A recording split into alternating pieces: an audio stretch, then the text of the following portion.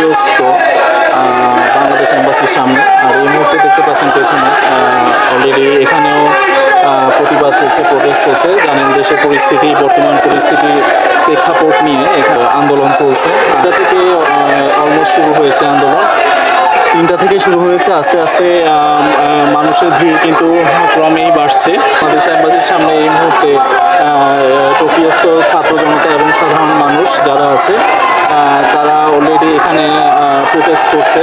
দেখতে পাচ্ছেন প্রোটেস্টের শব্দ আপনারা অবশ্যই শুনতে পাচ্ছেন। আমি অনেকের সাথে এখানে কথা বলবো, কত দাবি সম্বন্ধে আমরা ওনাদের সাথে কথা বলবো এবং জানাবো ওনাদের দাবিগুলো কি।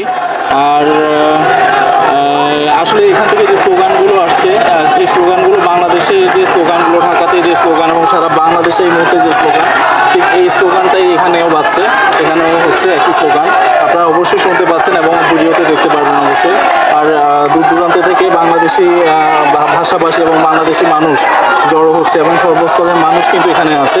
ছাত্র থেকে শুরু করে চাকরিজীবী, ব্যবসায়ী থেকে শুরু করে সবাই কিন্তু এই মুহূর্তে এখানে জড়ো হচ্ছে, আপনারা দেখতে পাচ্ছেন। তো আমরা পুরো যতটুকু সম্ভব আমরা পুরো প্রোটেস্টটা কভার করার চেষ্টা করব। আবার ওনাদের সাথেও কথা বলবো যারা প্রোটেস্ট করছে, সঙ্গেই থাকুন।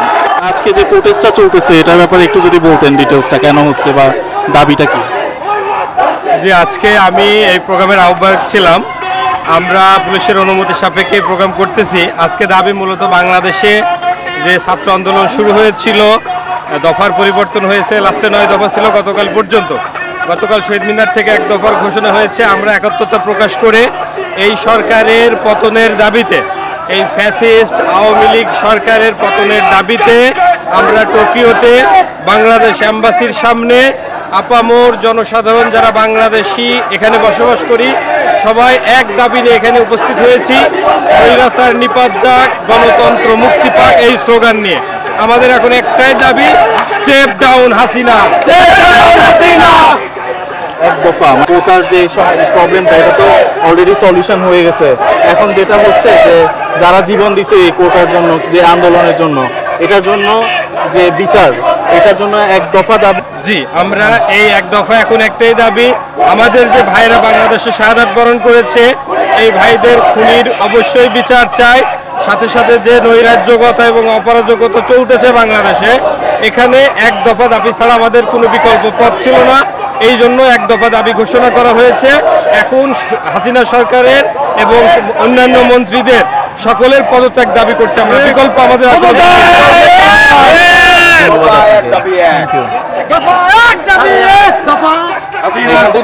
এখানে কখন থেকে আসছেন? এখানে আমরা পূর্বেও একবার করেছিলাম, আবার আজকে রবিবার আমরা আজকে 3টা থেকে আমাদের কর্মসূচি চালনা করছি এবং করব আমরা 5টা পর্যন্ত আশা করছি। মানুষের অনেক 250-300 মানুষের দল ছিল কিছুক্ষণ আগে, এখন বাড়ছে আস্তে আস্তে, আমাদের আশা আরও বাড়বে।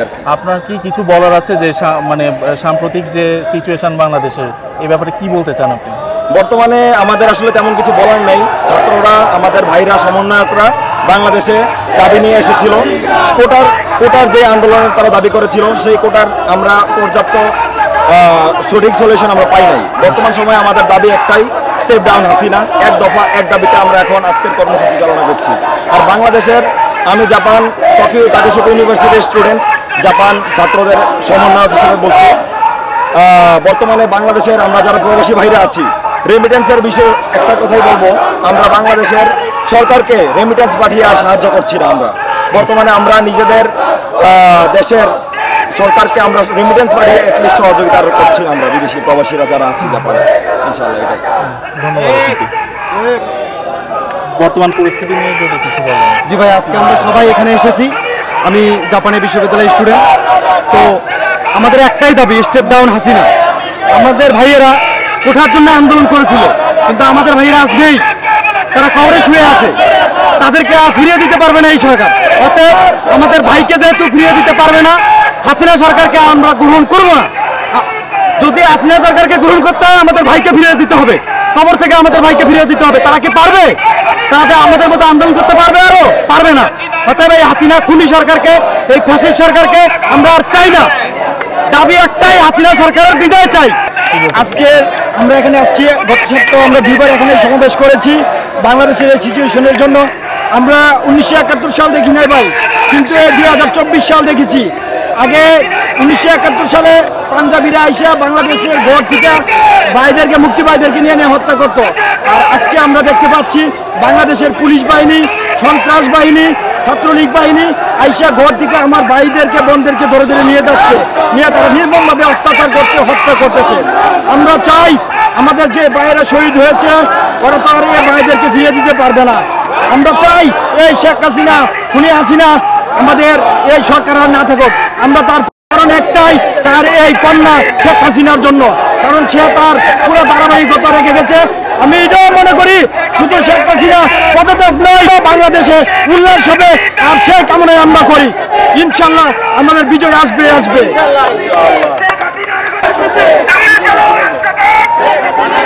সাম্প্রতিক পরিস্থিতি নিয়ে যদি কিছু বলেন।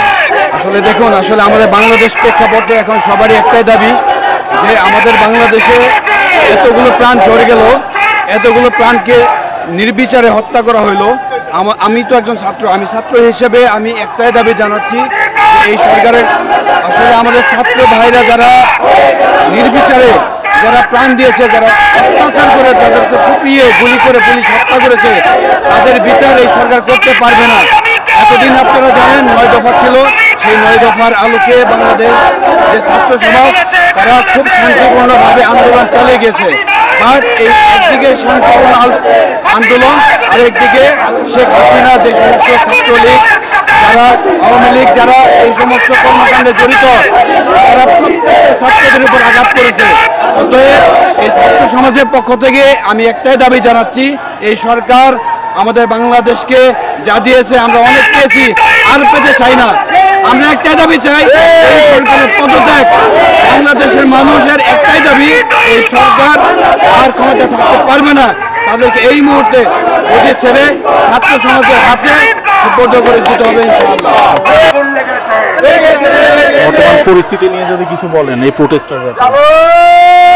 আসলে আজকে আমাদের এখানে যে সমাবেশটা অনুষ্ঠিত হচ্ছে এটা বলার তেমন কিছু নেই। এটা আমরা যারা প্রবাসী আছি, আমরা বাংলাদেশে থাকতে না পারে আমাদের অন্তরাজ ব্যথিত, তাই আমাদের ভাইয়ের দুঃখে দুঃখিত হয়ে আমরা একত্রিত হয়েছি এখানে। আমাদের একটাই দাবি, এই স্বৈরাচারের পতন দিয়ে ছাড়া আমাদের আর কোনো দাবি নেই। এই স্বৈরাচারের হাসিনার পতন ছাড়া আমরা আর কোনো কিছু চাই না। আমাদের যে 9 দফা দাবি ঘোষণা করা হয়েছিল, সব দফা বাদ দিয়ে আমাদের এখন একটাই দাবি, সেটাই স্বৈরাচারের পদত্যাগ। এই স্বৈরাচারের পদত্যাগ ছাড়া আমাদের বাংলাদেশে শান্তি প্রতিষ্ঠা হবে বলে আমরা প্রবাসী বিশ্বাস করি না। এজন্য আমাদের বাঙালি যে যেখানে আছে সকলেই একটাই দাবি তুলবো আমরা, এই হাসিনার পদত্যাগ। এই হাসিনার বাপ যেমন আমাদের জ্বালাইছে, এই হাসিনা আমাদের ঠিক তেমনই জ্বালাচ্ছে। এই জন্য এর বাপকে যেমন বিদায় করা হয়েছে, এই হাসিনাকেও ঠিক তেমনই বিদায় করতে হবে, তাছাড়া আমাদের বাংলাদেশে শান্তি প্রতিষ্ঠা হবে না বলে আমি মনে করি। ধন্যবাদ।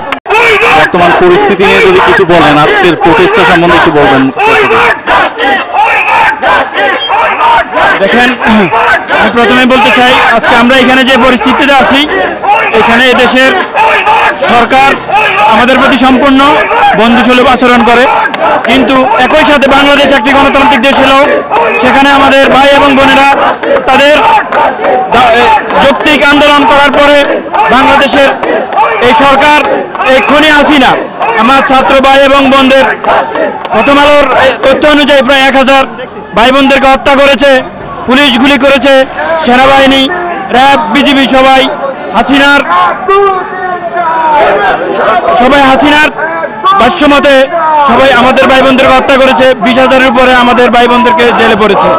সুতরাং এখন একটাই আমাদের দাবি, এই স্বৈরাচার শেখ হাসিনার পদত্যাগ, এছাড়া আমাদের আর কোনো দাবি নেই। আমরা আশা করি শীঘ্রই সে পদত্যাগ করবে এবং বাংলাদেশ নতুন করে স্বাধীন হবে ইনশাআল্লাহ।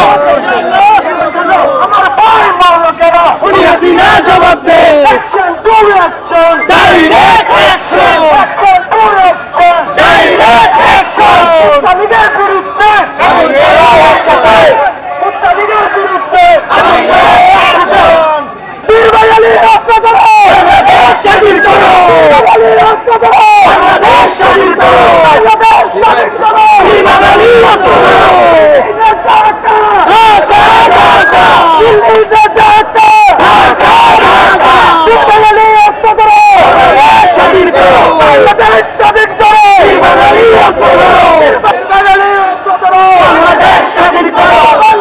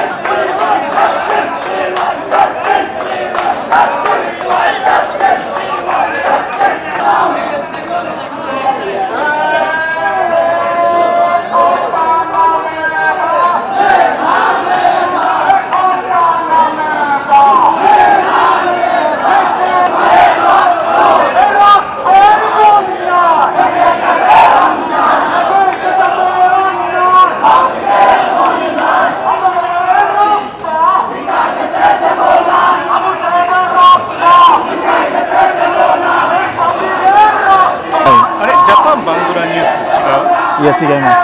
個人でやる。個人でやってます。はい。